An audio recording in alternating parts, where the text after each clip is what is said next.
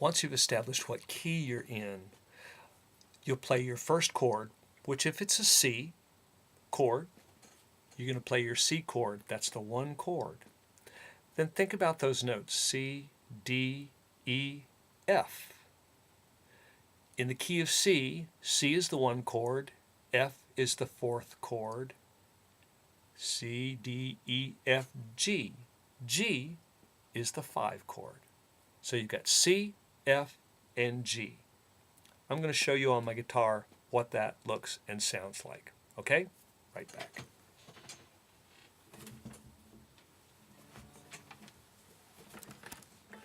I'm going to show you up here. Here's a C chord. C chord. Ba-da-ba-ba-ba-ba. Here's an F chord. Ba-da-ba-ba-ba. Here's a G chord. Ba-da-ba-ba-ba. And we go back to the 1, which is the C. Ba-da-ba-ba-ba. So, for an example of a song, here's Twinkle Twinkle Little Star. You'll realize where I'm going with this.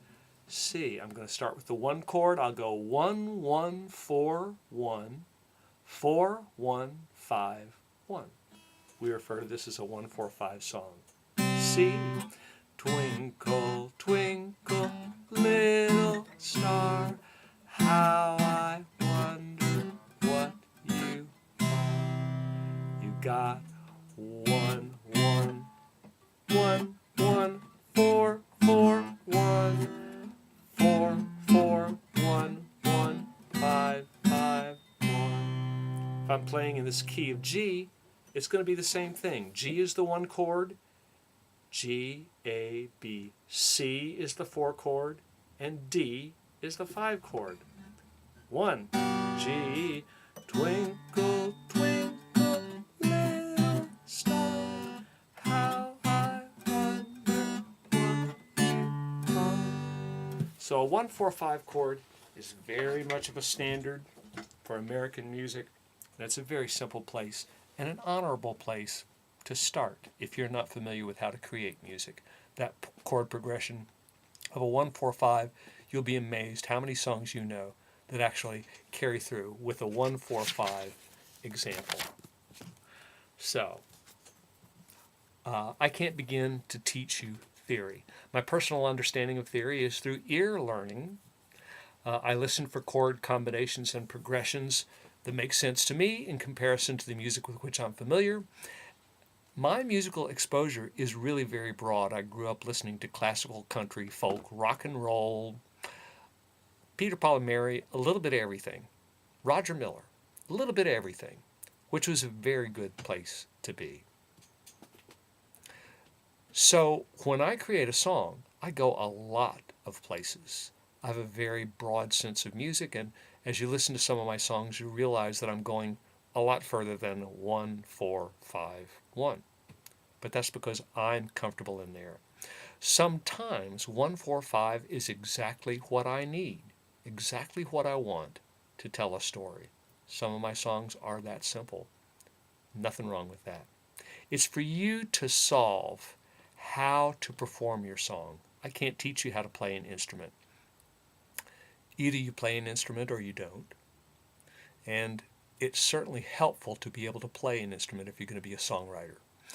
So you want to learn, if you can, guitar, piano, either of those are very simple.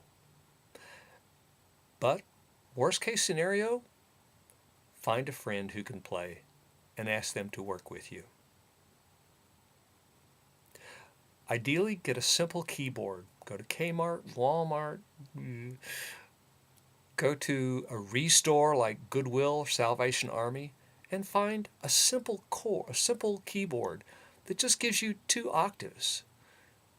And that'll be enough to be able to play with chords and to be able to play with melodies to figure out what you want to do with it. College campuses often have practice rooms with pianos that are easy enough to walk in and use. The black and white keys of a keyboard are all European and American music is based on, those black and white keys.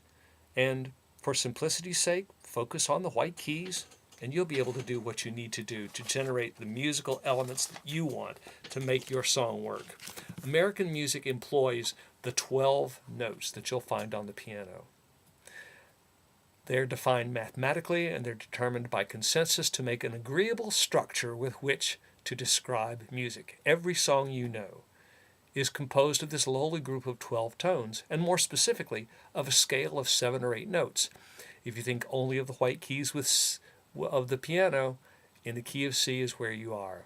Begin at C and walk up the scale on the white keys, and you'll come to another C. That is our standard 7-note scale. These 12 black and white keys are your melodic family. They are brothers and sisters. Some are cousins, aunts, and uncles, and neighbors living in harmony and sometimes in discord, as you will discover. Play combinations of any 3 notes together at a time. You'll find some combinations are pleasing and familiar, while other combinations are not so pleasing. The unpleasant combinations are not wrong. They are just foreign to what you're familiar. They each have a place depending on what you want the listener to feel. The way they are combined determines how your listener understands your song and understands what it is about. You don't have to invent something new with every song, but you should strive to make every song feel new, to feel unique. Please, at this point, find a way to make simple recordings of your songs. You can use your cell phone. You can buy simple and not terribly expensive recording devices. Go to Walmart and talk to the people in the music department there. Or talk to your friends who are musicians. And find some kind of way to record your ideas so that we get an idea of what the melody is along with the lyrics.